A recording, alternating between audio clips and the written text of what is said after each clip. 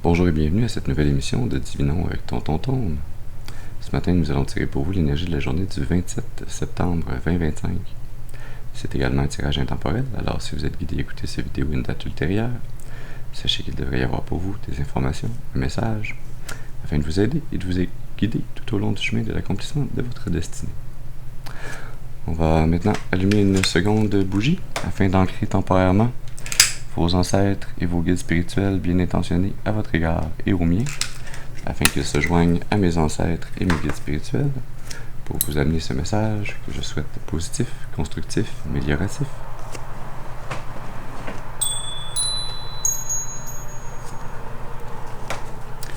Très bien, très bien.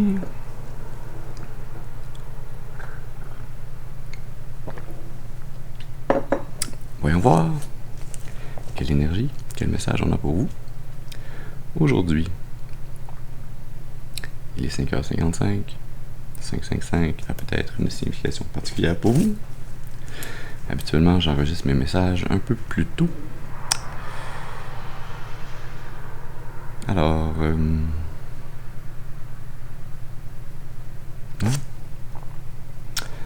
on va faire... on va être sauvage ce matin. On va utiliser le tarot Saint-Bolon pour faire un tarot, un tirage en croix celtique.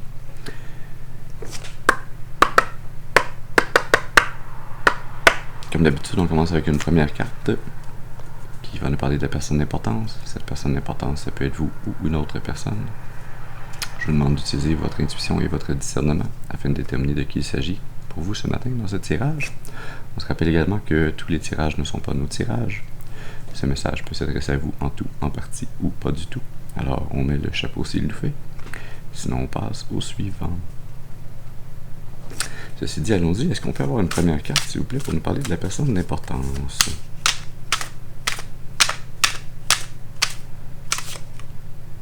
Oui. Et on commence avec l'attachement.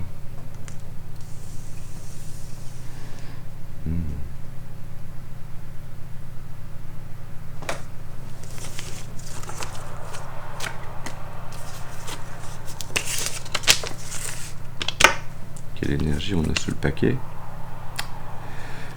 Ah, l'ego. Ok. On a ici une énergie de quelqu'un qui est très ancré dans le monde réel, matériel, dans le physique, hein, un peu même dans l'avarice, hein, dans vouloir toujours avoir plus, toujours accumuler compulsivement toutes les formes de richesse, toutes les formes de matériel. C'est très lié à l'ego, à un enfant intérieur qui n'a pas encore été soigné, ou voire même peut-être même découvert. Ça constitue une forme de prison mentale, que de se réfugier dans le matériel et de ne pas accorder la même importance, ou même une plus grande importance au monde spirituel, à son intérieur, à son enfant intérieur, à son âme, aux besoins de notre être qui ne sont pas ancrés dans le matériel, mais qui transcendent. On y va maintenant pour une seconde carte, celle-là qui va nous parler du défi ou de l'obstacle à surmonter. On a le fou allié.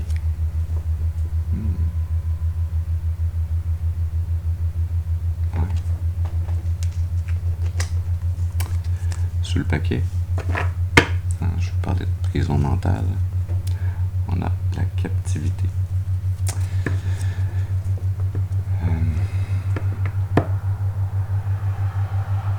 Parlait également de s'occuper de son âme supérieure, de son enfant intérieur, de ce qui transcende la matière. On a ici cette représentation de ce chevalier, son âme supérieure qui lui apparaît tel un spectre pendant qu'il est adossé à un arbre en train de faire la sieste, de se reposer. son âme supérieure qui vient lui rappeler qu'il est un vaillant chevalier, qu'il a une mission, qu'il ne peut se permettre de rester dans cette prison mentale, dans ce leurre des représentations physiques et de l'accumulation à outrance.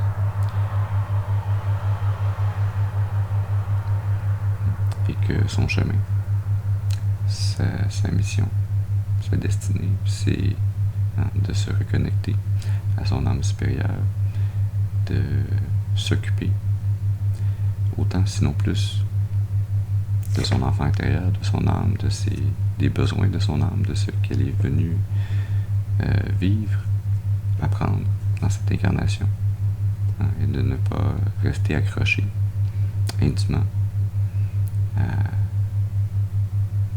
côté matériel, à des choses qui en finalité ne servent que très peu si on ne les utilise pas au fur et à mesure. Si on les accumule et qu'on ne les utilise pas, on ne les amène pas avec nous non plus lors de la transformation finale, lorsque notre corps meurt, que notre esprit, notre âme se réunifie. Cette invitation ici à écouter ce message de votre âme supérieure, à vous y reconnecter et à la suivre sur le bon chemin. Ce chemin qui va vous mener hors de cette prison. On y va maintenant pour une troisième carte. C'est là qui va nous parler des influences conscientes. Merci. Nous avons la confession.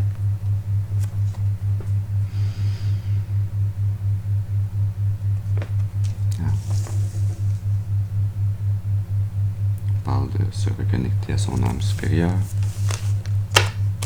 Pour se reconnecter à son âme supérieure, il faut faire ce travail d'introspection. Il faut faire ce mea culpa, réaliser là où l'on a erré, là où on s'est écarté de son chemin, là où l'on n'a pas suivi nos réelles valeurs,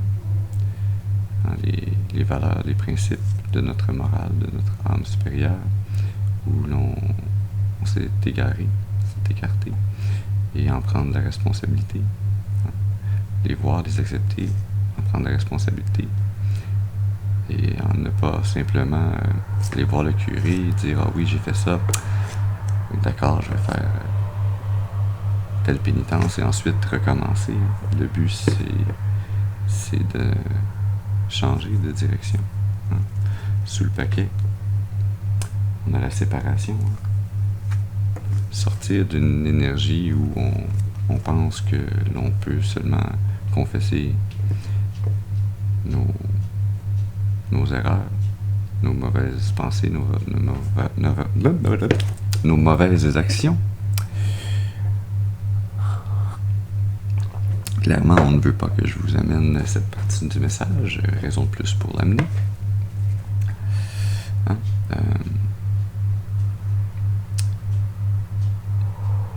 Il faut sortir de ce leurre mental de penser que on n'a qu'à se repentir, à demander pardon et à recommencer. Se repentir et demander pardon, se confesser réellement, c'est d'abord et avant tout face à soi-même et face à Dieu. On n'a pas besoin d'aller voir un curé ou un prêtre ou quelconque personne en particulier. C'est très intérieur entre vous, votre âme supérieure et Dieu. Et pour que ça soit efficace, pour que ça fonctionne, pour que ça vous serve et que ça serve votre plus grand bien, que ça vous permette d'avancer, de grandir, d'aller vers une meilleure destinée. Ça implique que prendre la responsabilité de ses actions, de ses actes, de ses intentions. En prendre la responsabilité, c'est décider et tout faire pour ne pas les reproduire.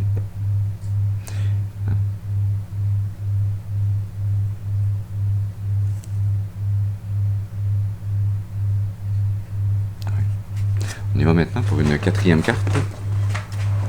C'est là qui va nous parler des racines subconscientes. Merci.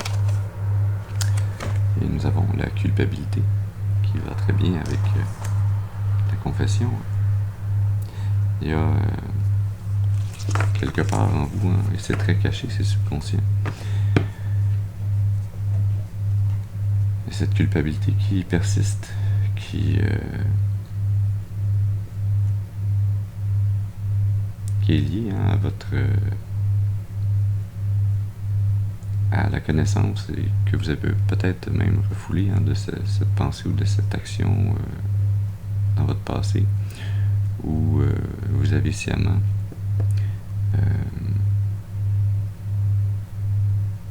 tenté et ou blessé. On a ici une licorne qui est un animal mythique qui peut être une représentation d'un représentant des divinités, d'une énergie angélique sur cette terre, d'une personne qui était sur votre chemin pour vous démontrer toute la grandeur, la puissance de Dieu, de la magie qui est incarnée en ce monde, de toute la bonté, de toute la beauté qui peut s'y trouver. Et cette culpabilité qui est liée à vos intentions et aux actions que vous avez posées pour venir tenter d'y causer préjudice. Et je sens même une énergie non pas nécessairement d'avoir volontairement voulu la blesser, mais d'avoir voulu capturer sa beauté, son essence divine pour la faire vôtre. Sous le paquet, on a l'avortement. Dans un rite d'un quelconque sacrifice où vous aviez l'impression que vous pouviez utiliser une quelconque forme de magie noire, peut-être même de façon assez subconsciente, c'était peut-être même pas très conscient comme utilisation de vos capacités spirituelles dans le réel. Un sacrifice qui vous aurait amené les capacités, les vertus de cet être divin. Mais il y a clairement cette énergie à double tranchant de l'avortement qui est lié à la balance des forces de l'univers.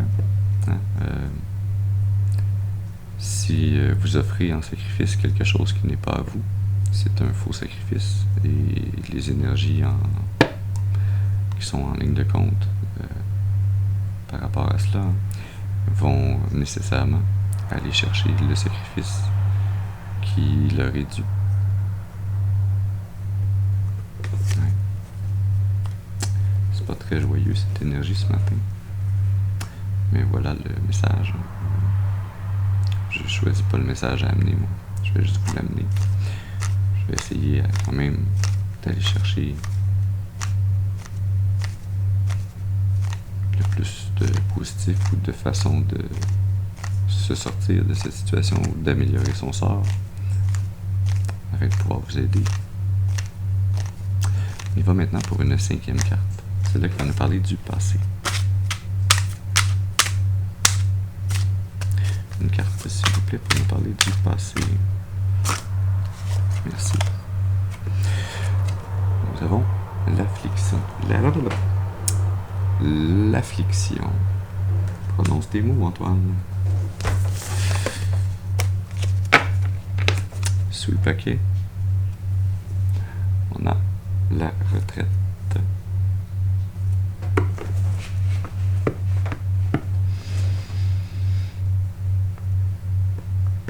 Ouais, je sens cette énergie dans votre passé qui...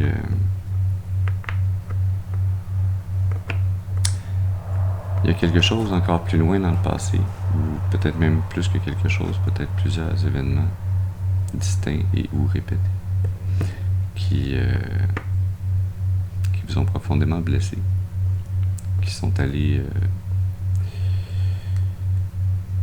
jusqu'à votre fort intérieur, jusqu'à votre enfant intérieur, qui est allé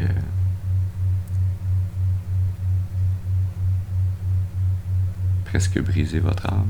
Mais votre âme ne peut pas être brisée, mais la partie d'elle-même qui est incarnée dans votre corps, elle peut se trouver temporairement très blessée par des événements, des circonstances, des actions d'autrui sur vous, sur votre vie.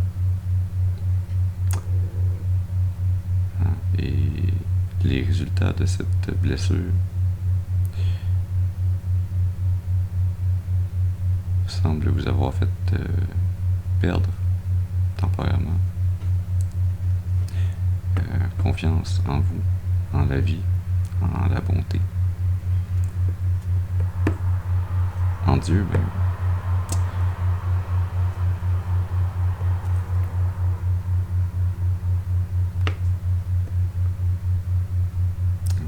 Et c'est de là qu'a commencé un très intense, mais peut-être en apparence très subtil, repli sur vous-même, sur votre intérieur, un retour à l'intérieur de votre carapace, où votre âme est allée se cacher afin de pouvoir guérir de ses blessures. Et pendant ce temps, la plus grande partie de vous-même qui est restée en communication avec le monde extérieur, elle s'est trouvée temporairement, comment je pourrais exprimer ce qui m'est amené comme image ici. Ouais, c'est comme si votre âme s'était réfugiée dans une carapace intérieure, puis l'espace qui était resté libre autour du reste de votre être, lui avait été laissé vacant. C'est le mot que je cherchais. Il était resté vacant et que c'est ainsi que les forces du mal, des entités, des esprits qui ne sont pas pour votre plus grand bien, ont pu entrer en vous, occuper cet espace et vous amener dans cette énergie d'attachement, d'accumulation, d'avarice. Cette énergie qui vous a amené inconsciemment à utiliser à mauvais escient vos capacités afin d'aller essayer de retrouver quelque chose qui semblait vous manquer. C'est comme si vous étiez allé chercher ou aviez tenté de chercher à travers ce sacrifice d'une personne, d'une énergie très, très divinement guidée, très belle, très pure. Vous aviez été tenté d'aller chercher cette énergie puisque vous aviez l'impression qu'elle vous manquait. Elle n'était plus dans la sphère la plus grande, la plus en communication avec l'extérieur. Elle était allée se réfugier dans cette carapace intérieure. C'est donc, elle ne vous manquait pas, elle était seulement cachée, elle se reposait, elle était dans cette retraite pour se régénérer. Et donc, non pas le bon choix, mais un meilleur choix aurait été, au lieu d'aller chercher à l'extérieur de vous cette énergie, cette beauté, cette pureté, d'aller faire le voyage intérieur, le travail intérieur, d'aller guérir ses blessures, de les voir, de les accepter, d'en prendre, non pas toute la responsabilité, parce que quand on est blessé par autrui, les gens qui nous blessent ont une très grande part de responsabilité. Mais en tant que... Bon, je vais utiliser le terme victime, parce que lorsque quelqu'un nous blesse d'une forme ou d'une autre, on est victime des actes qu'il ou elle pose à notre égard. Mais on n'a pas l'obligation de rester victime. On a la possibilité d'accepter les faits puisqu'ils sont passés. D'accepter, ça ne veut pas dire accepter que ça se reproduise à nouveau. C'est simplement accepter que oui, c'est un état de fait. J'ai été blessé. Ça m'a fait mal. Ça me fait peut-être encore mal. Mais je dois prendre la responsabilité de cette douleur. Je dois, parce que c'est ma douleur maintenant. Elle m'a été imposée, mais elle est en moi. Alors c'est à moi de prendre la responsabilité d'aller la guérir et d'aller me renforcer afin que ce ne soit plus possible de m'attaquer de la sorte. On y va maintenant pour une 6e carte. Celle-là qui va nous parler du futur. Une carte, s'il vous plaît, pour nous parler. Merci. Du futur. Nous avons la mortification. Clairement, cette énergie ce matin est très lourde. Cette énergie de mortification, de flagellation, de continuer à s'en faire. On sort d'une prison mentale et matérielle pour s'en aller dans une autre forme de prison, une prison où au lieu d'accepter et de prendre la responsabilité et de guérir, on continue à se blesser. On répète d'une façon ou d'une autre ce qui nous a été imposé au lieu de briser le cycle et de changer la donne. D'ailleurs, sur le paquet, on a la marionnette. Cette énergie qui semble... Je sens vraiment l'énergie d'une ou de plusieurs entités qui ont littéralement envahi une grande partie de votre intérieur et qui vous dirige littéralement par des ficelles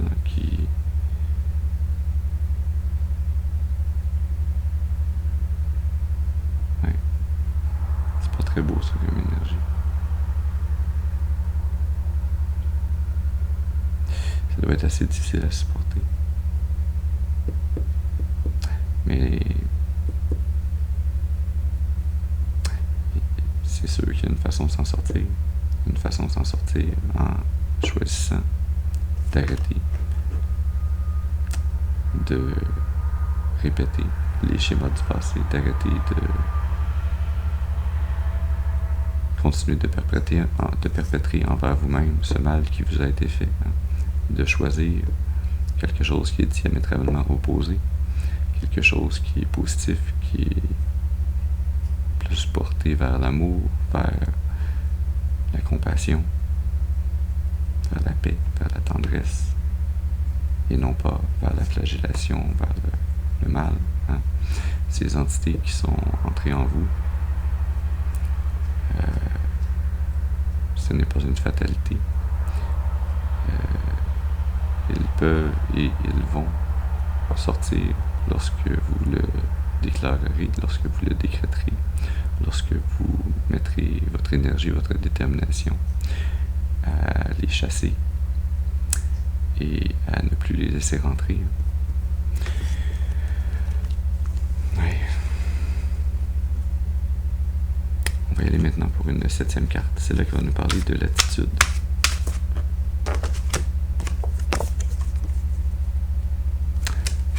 L'énergie, le maître.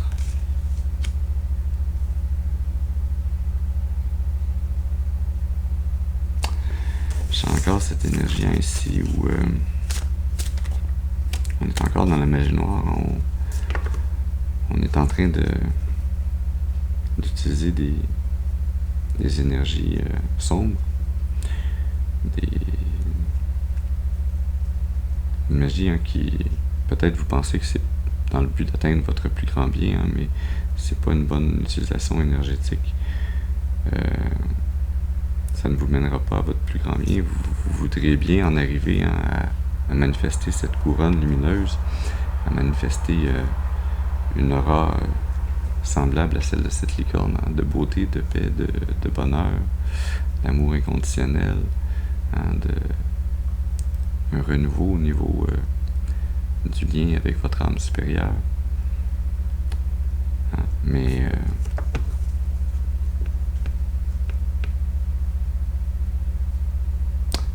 ce n'est pas en utilisant des énergies liées à la noirceur, à la mort,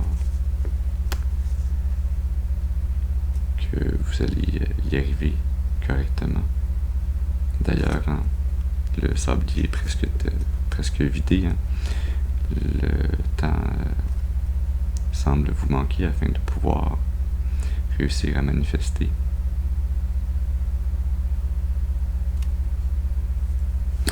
Sous le paquet, on a l'incompatibilité. Hein? Cette forme de magie que vous utilisez est incompatible avec le résultat que vous souhaitez obtenir. Alors, autant vous tenterez de vous acharner à utiliser cette façon de faire, cet outil, à l'épuiser dans des énergies liées au mal, à la douleur, à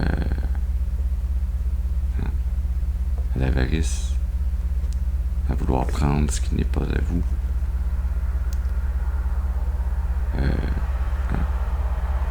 Vous n'y arriverez pas. Ces énergies sont incompatibles. Ils ne peuvent pas s'interchanger, ils ne peuvent pas être transmutés par une quelconque forme de magie autre que votre magie intérieure en vous, pour vous, et non pas vers l'extérieur avec les autres, contre les autres.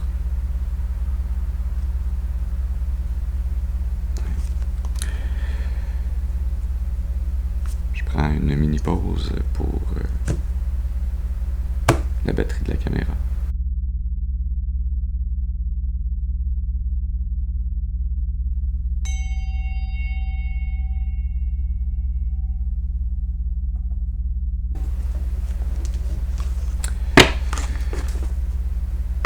Oui. Continuons donc ce tirage pour vous ce matin. On y va maintenant avec une 8e carte. Celle-là qui va nous parler de l'environnement. Une carte, s'il vous plaît, pour nous parler de l'environnement.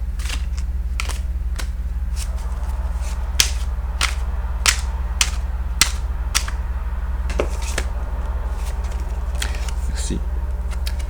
Nous avons Moira.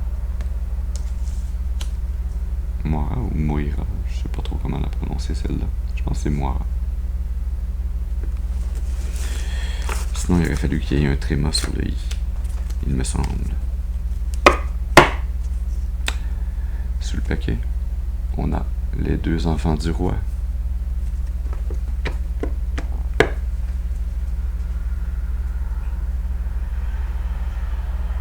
Il y a cette énergie ici où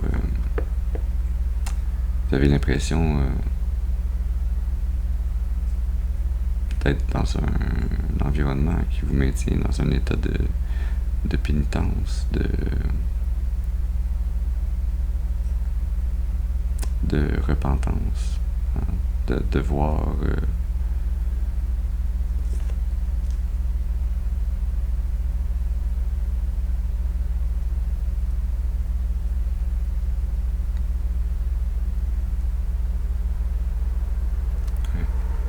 devoir 100 fois remettre sur l'ouvrage votre travail, hein, de mettre des énergies à confectionner, à constituer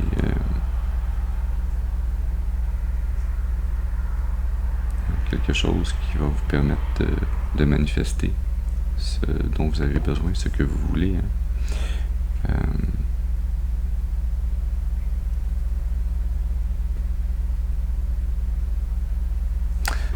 Dans les deux enfants du roi, on a ce prince qui regarde la princesse de l'autre côté, la princesse qui est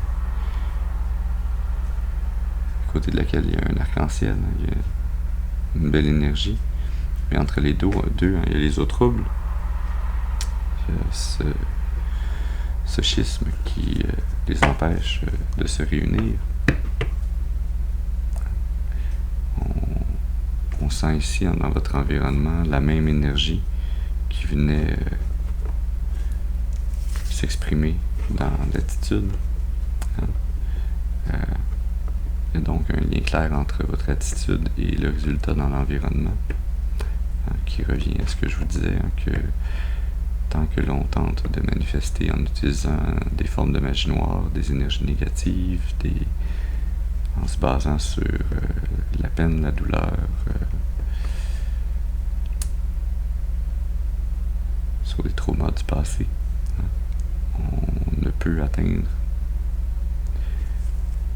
ce futur que l'on souhaiterait positif. On ne peut s'unir à une destinée qui n'est pas alignée avec la vibration que l'on dégage.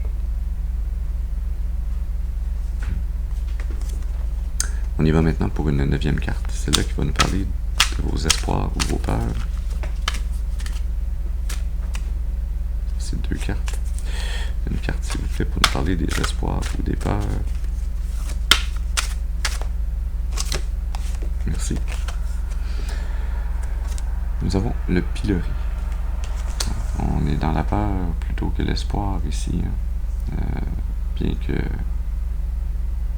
il y ait toujours un peu d'espoir lié à la peur. Parce qu'en général, la peur, c'est ce qui nous permet de survivre. Et donc, il faut avoir espoir que si on a peur, c'est qu'on a en nous un instinct de survie, qu'on peut voir ou percevoir des façons de s'en sortir. Avec cette énergie du pilori, vous craignez les répercussions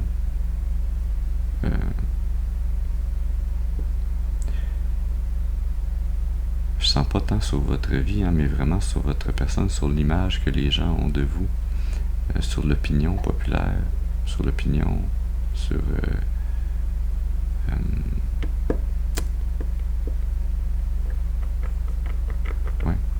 sur l'opinion que les gens ont de vous.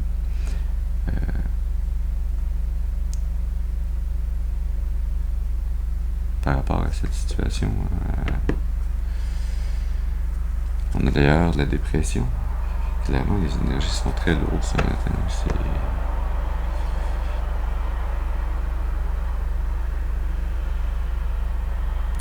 Ça doit pas être facile à vivre.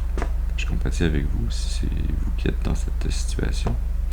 Si c'est plutôt une personne qui est importante dans une situation par rapport à vous, mais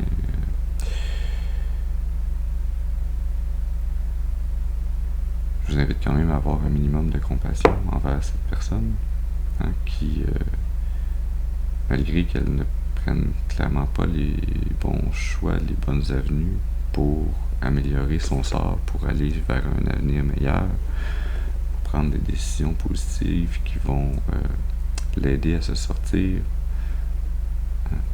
de ses attachements à des entités très sombres, très viles. D'ailleurs, si on sait que l'on agit pour son bien et le bien d'autrui, avec des intentions bonnes, pures, valables, et des actions en conséquence, on n'a pas à craindre de ce que les gens ont à dire à notre sujet, parce que à ce moment-là, tout ce que les gens peuvent dire, qu'ils le disent en bien ou en mal, ça ne nous touche pas, parce que l'on sait que l'on agit avec des bonnes actions et des bonnes intentions, alignées avec la volonté divine, c'est lorsque l'on agit en étant attaché aux blessures du passé, en reproduisant ces schémas-là, que l'on n'est pas aligné avec la volonté divine sur notre vie, que l'on n'est pas aligné avec ce que notre âme supérieure était venue apprendre. On n'a pas encore commencé à faire ces apprentissages. Il y a réellement une invitation ici à s'arrêter, s'asseoir, faire cette introspection et voir comment l'on peut changer. C'est pas une énergie particulièrement plaisante d'être dans un état dépressif, de se sentir accablé et de continuer à soi-même, s'accabler encore.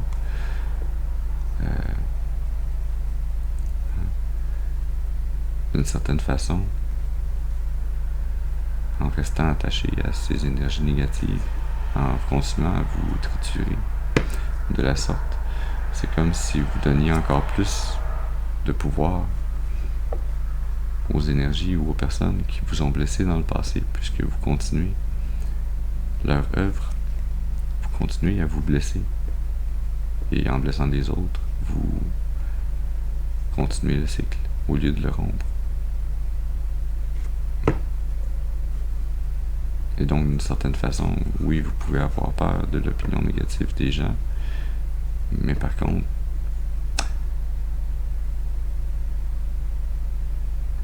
vous n'auriez pas raison de leur en vouloir, puisque c'est le résultat des actions que vous avez décidé de continuer. On y va maintenant pour une 10e carte. C'est là qu'on va nous parler de la finalité probable. Une carte, s'il vous plaît. Merci. La dépression, vous voulez ressortir réellement. Qu'est-ce qu'on a sous le paquet? Non, le messager.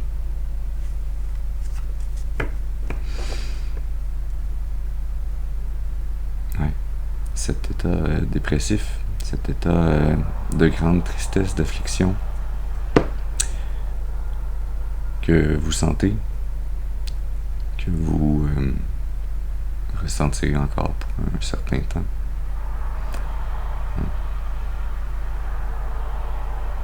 Peut-être que présentement vous le voyez comme étant un obstacle ou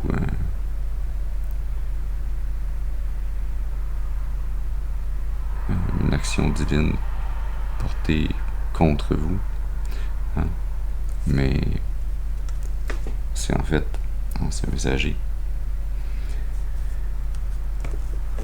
C'est le divin qui vous amène un message qui tente de venir vous réveiller, de vous amener à faire un changement radical dans votre vie afin de sortir de cette énergie très négative, très peinante.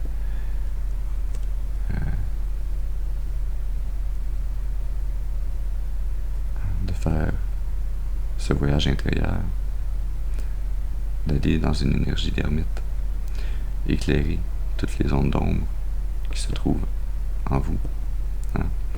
Trouver cette lumière qui subsiste encore en vous et l'utiliser à bon escient pour chasser ces attachements d'entités négatives qui n'ont pas pris le contrôle de vous, mais qui vous influencent tellement négativement que ça semble être une forme de contrôle, mais à aucun point,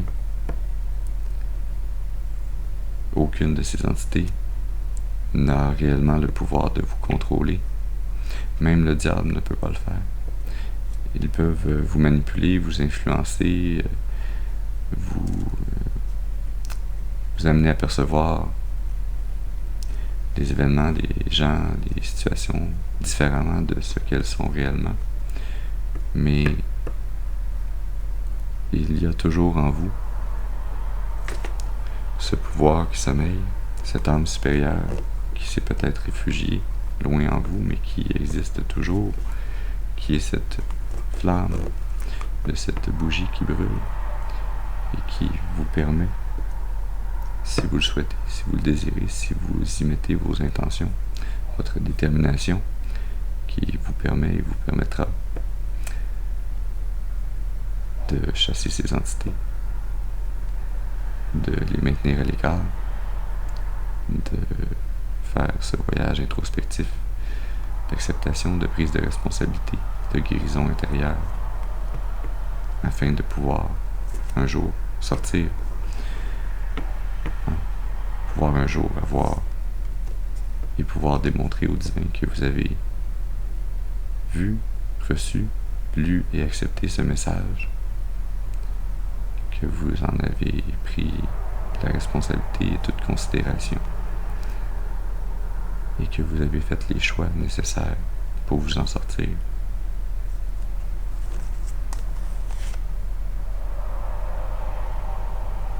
Sous le messager, on a le comédien. Le divin qui vient vous mettre comme un comédien dans un rôle. Il vient vous forcer à travers ce message à prendre le recul, à changer votre façon d'agir, à aller face au voyage intérieur et à non plus être dans un trépidant mouvement toujours axé vers l'extérieur, vers le matériel, et qui vous garde en fait emprisonné. Il vous invite à changer votre rôle, à aller face au voyage intérieur pour vous guérir. L'assistance. L'assistance divine pour vous, c'est ce message, c'est cette force qui vient vous changer de rôle et vous forcer à aller dans cette énergie d'ermite, à aller face au voyage intérieur pour apaiser, sécuriser votre enfant intérieur. Encore une fois avec cette bougie qui brûle et cette pleine lune en arrière-plan qui révèle toute la lumière sur votre subconscient, sur ce qui est caché, sur ce qui est lié à votre culpabilité intérieure, à votre sentiment de culpabilité. Sous le paquet, on a la menthe. On a l'auréole fallacieuse.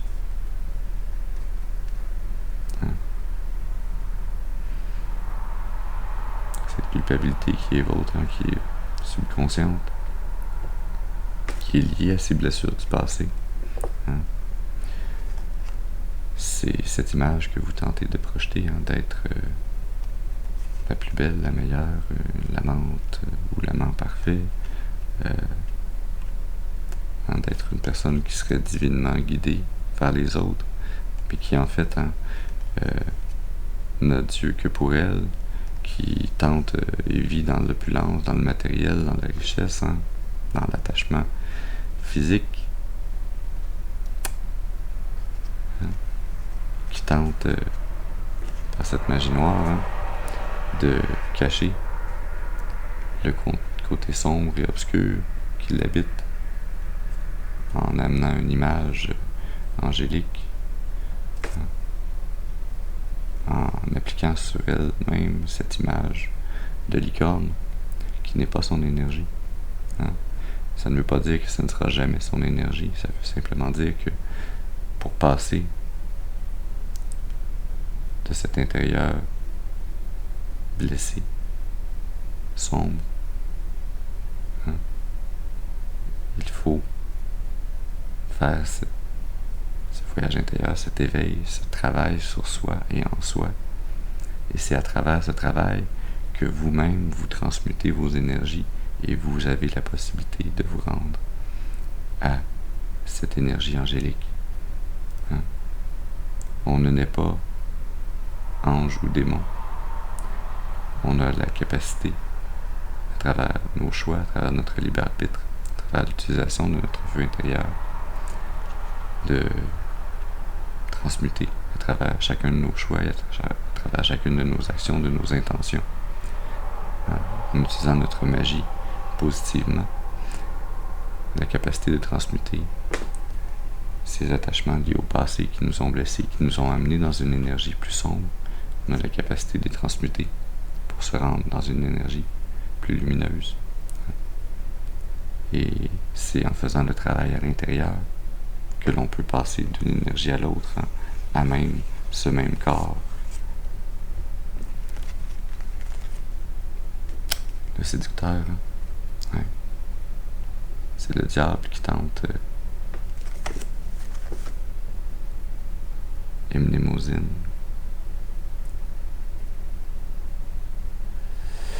Ouais. C'est l'énergie du diable qui, de façon très cachée, très subtile, très subconsciente, vient vous maintenir telle cette marionnette qui vient tenter de diriger votre destinée à votre place. Vous avez le choix d'écouter le message divin et de faire ce voyage intérieur, même s'il est long et difficile. Il est peut-être long et difficile dans cette vie, dans cette incarnation. Mais une chose est sûre, si vous ne l'entreprenez pas, si vous n'en faites pas à tout le moins un bout de chemin, ou la plus grande partie, ou vous avez même la possibilité potentiellement de réussir à faire toute cette introspection dans cette incarnation, si vous y mettez les efforts, les énergies. Mais la chose qui est sûre, c'est que si vous n'entreprenez pas ce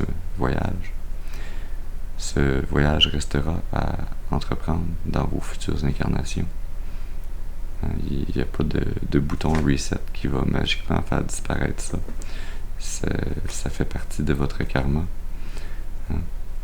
Alors, il y a une invitation ici à s'atteler à la tâche, mettre les énergies maintenant, changer maintenant,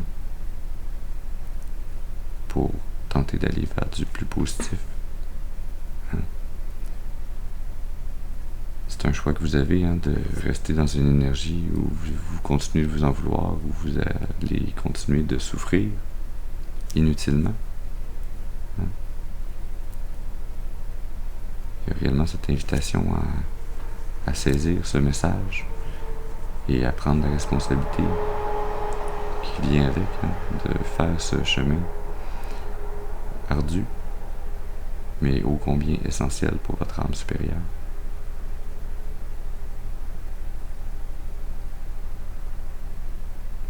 On termine avec une carte de l'oracle du karma.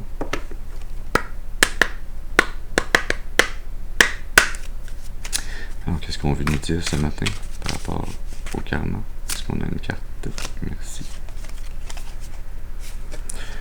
On a le lion de la force.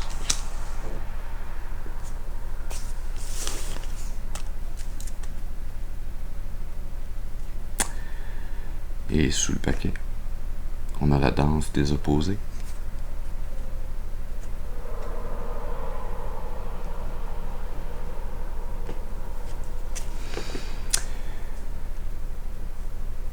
Oui, ce chemin difficile qui s'ouvre à vous si vous décidez de l'entreprendre, va vous permettre de vous reconnecter, de retrouver et de faire grandir la force qui sommeille en vous, la lumière qui sommeille en vous, de faire renaître votre âme supérieure qui s'était cachée, de la faire renaître, de la faire ramener à la vie, qu'elle puisse chasser ces entités négatives. Et ce message vous est amené à travers une énergie miroir contradictoire à la vôtre, la danse des opposés. Ça amène une énergie très semblable aux flammes jumelles. Flammes jumelles qui ne sont pas toujours un miroir parfait l'un de l'autre, mais qui dans certains cas, comme dans celui-ci, sont comme les deux côtés du disque zen, yin-yang, hein? Un côté noir, un côté blanc. Le côté blanc n'est pas tout à fait blanc, le côté noir n'est pas tout à fait noir, mais ce sont tout de même des opposés. Hein?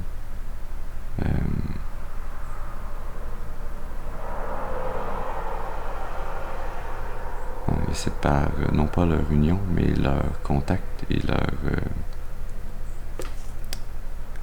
la croisée, l'intersection des trajectoires de leur vie, de leur destinée, que se déclenche cette étincelle qui permet des changements majeurs pour l'un comme pour l'autre. Mais pour un comme pour l'autre, hein, y a cette idée que chacun et chacune de ces deux énergies se reconnectent à leur force intérieure, à leur âme supérieure, hein, et qu'elles fassent, en suivant les messages divins qui leur sont adressés, les apprentissages et le travail nécessaire pour continuer de s'améliorer, grandir, pour brûler le karma négatif qui est le leur afin de pouvoir améliorer leur sort dans cette vie et dans les prochaines. Je suis curieux, on a l'oracle des intuitions profondes qui a une carte qui écroche. Bien sûr. On a l'éveil, découverte personnelle, illumination, prise de conscience. Hein? C'est cette étincelle du croisement, de l'intersection temporaire de ces deux énergies, hein, qui les amène chacune à leur éveil spirituel, à la redécouverte de la force qui sommeille en eux, en elles.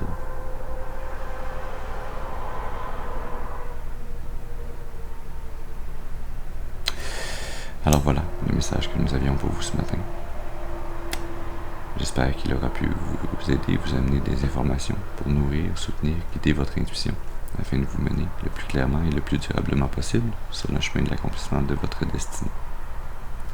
À accomplir cet éveil, à trouver et puiser en vous la force nécessaire, hein, à surmonter ces obstacles, malgré toute la difficulté.